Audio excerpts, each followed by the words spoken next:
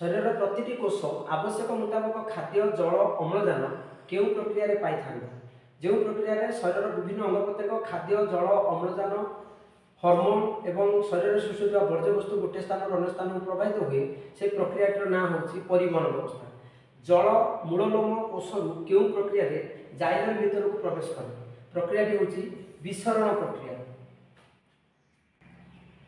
Xylem नळीर व्यास 0.001 millimetre रु कम हेले उक्त नळीर जल केते मीटर पर्यंत ऊपर को उठी पारिबो जल 10 मीटर पर्यंत ऊपर को उठी पारिबो किंतु यदि 100 भाग रे 1 भाग धरा जाए अर्थात 0.01 मिलीमीटर व्यासर कैसिक नळी आमे नबा ताहले 3 मीटर पर्यंत जल ऊपर को उठी पारिबो। उच्छेदनर हार बढ़िले जल परिवहन रे की परिवर्तन हुए उच्छेदनर हार बढ़िले जल परिवहन निश्चित भाव में वृद्धि हुए। केउंटी पोषक परिवहन तत्व नुहे पोषक परिवहन तीनोटी तत्व होता है मूलज चाप द्वारा पोषक परिवहन होता है सशक्ति तत्व द्वारा होता है कैसिक आकर्षण द्वारा होता है किंतु क्रेब्स चक्र कौन पोषक परिवहन एक तत्व नुहे। उच्छेदन बेग सर्वाधिक बेले मूलज चाप की परिवर्तन हुए उच्छेदन बेग जो सर्वाधिक हुए से मूलज चाप सर्वनिम्न हुए तेणु मूलज चाप को ठीक तत्व बोली वैज्ञानिक माने विचार करूना। उद्भिदर जल परिवहन पर निम्नलिखित केउ सब तत्व अवधारणा करा जायछि उद्भिदर जल परिवहन पर हम तीनोटी तत्व अवधारणा करा जायछि यथा कैसिक आकर्षण मूलज चाप एवं संसति तत्व।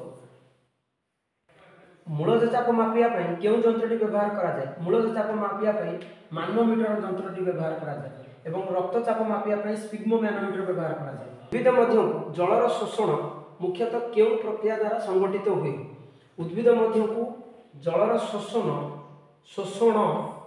उच्छेदन प्रक्रिया द्वारा होता है केउंटी उद्भिदर बायवीय अंश नुहे उद्भिदर बायवीय अंश पत्र कांड फूल फल किंतु चेर उद्भिदर बायवीय अंश नुहे।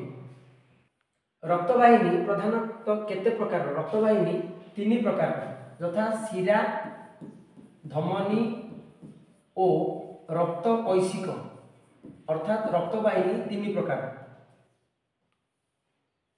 मनुष्य शरीर में रक्त संचालन प्रक्रिया प्रथमे किए आविष्कार करते इंग्लैंड वैज्ञानिक विलियम हार्वे।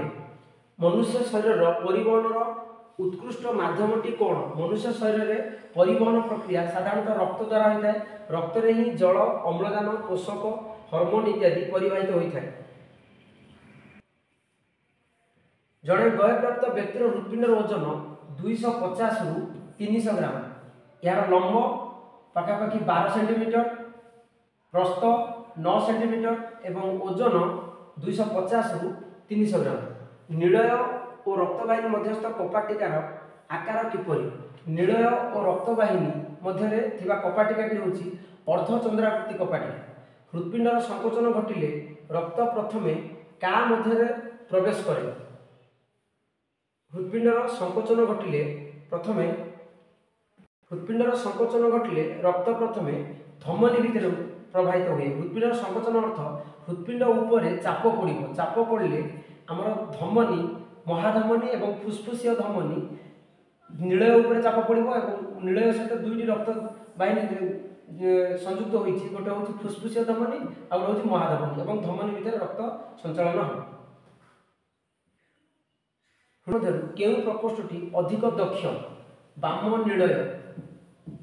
नीलयटी अधिक दक्ष कारण बाम नीलय उपर चाप पड़े रक्त महाधमनी दे शरीर विभिन्न अंग प्रत्यंग को जाए। हृदपिंडर अलिंद और नीलय मध्यस्थ कपाटिका काहा आड़ को खोली पारे हृदपिंडर अलिंद और नीलय मध्य अर्धचंद्राकृति कपाटिका अलिंद आड़ को खोली पारे। मनुष्य हृदपिंडर रंग किपरि रंग माटिया लाल एक सुस्थ व्यक्तिर हृदपिंडर स्पंदन हार एक मिनिट रे केते थर मिनिट को 72 थर। रक्त संचालन पथर सठिक क्रमटी कौन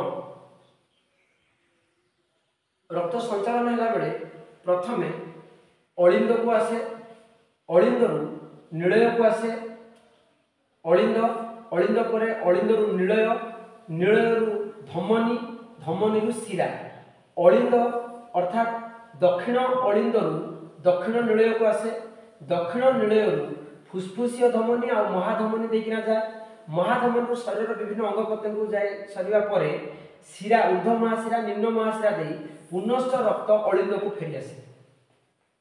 एमानक मध्य काहार हृत्पिंड 3 प्रकोष्ठ विशिष्ट आम साधारण जाने उभयचर प्राणी अर्थात बेंगर हृत्पिंड 3 प्रकोष्ठ विशिष्ट। केउ जीवर रक्त संचालन प्रक्रिया को एकक रक्त संचालन कहा जाए। माछ शरीर में होतिबा रक्त संचालन प्रक्रिया को एकक रक्त संचालन कहा जाए कारण माछर कौन समय रक्त थरे प्रवाहित होगा पड़े हृत्पिंड मध्य देकिना थरे मात्र रक्त प्रवाहित हुए। स्पिग्मोमेनोमीटर जंत्र द्वारा कौन मपा जाए? स्पिग्मोमेनोमीटर जंत्र द्वारा रक्तचाप ब्लड प्रेशर मपा जाए। साधारणतः एक सुस्थ व्यक्तिर डायस्टोलिक चाप केते मिलीमीटर होता है? आमर डायस्टोलिक चाप 80 मिलीमीटर mmHg होता है एवं सिस्टोलिक चाप 120 मिलीमीटर Hg पारदर्शिता होता है। प्रोथ्रोम्बिन का उपस्थिति रे थ्रोम्बिन रे परिणत हुए। प्रोथ्रोम्बिन कैल्शियम आयन उपस्थिति रे थ्रोम्बिन रे परिणत हुए। केउ लवण अति रक्त जमाट बांधिबा को दिए नाही? आमर दुई प्रकार लवण गोटे होची सोडियम ऑक्सालेट आ गोटे होची पोटासियम ऑक्सालेट। सोडियम ऑक्सालेट और पोटासियम ऑक्सालेट ए दुईटी लवण रक्त जमाट बांधिबा को दिए नाही। प्लाज्मा रे एंटीजन को चिन्हि परथुवा प्रोटीन को कहा जाए का कोन कहा जाए? एंटीजन को चिन्हि परथुवा प्रोटीन जे होची एंटीबॉडी यह रक्तर प्लाज्मा रे थाए। ओ रक्त वर्ग रे एंटीजन कोन अटे? ओ रक्त वर्ग रे एंटीजन नाही। कौन से एंटीजन रक्त वर्ग रे नाही। सर्वजन ग्रहिता केउ वर्गर व्यक्ति को रक्त दान करि परिबे? सर्वजन ग्रहिता कहले रक्त वर्ग किए ना? सर्वजन ग्रहिता होची एबी। एबी रक्त वर्ग केवल एबी को ही रक्त दान करि परिबो। क्वेश्चन टा टिके बुले देछि सर्वजन ग्रहिता केउ वर्गर रक्त को दान करि परिबे? रक्त व्यक्ति को दान करि परिबे। सर्वजन ग्रहिता तो हम फास्ट खोजिया पड़िबो को ब्लड ग्रुप ना एबी। एबी केवल एबी को ही रक्त दान करि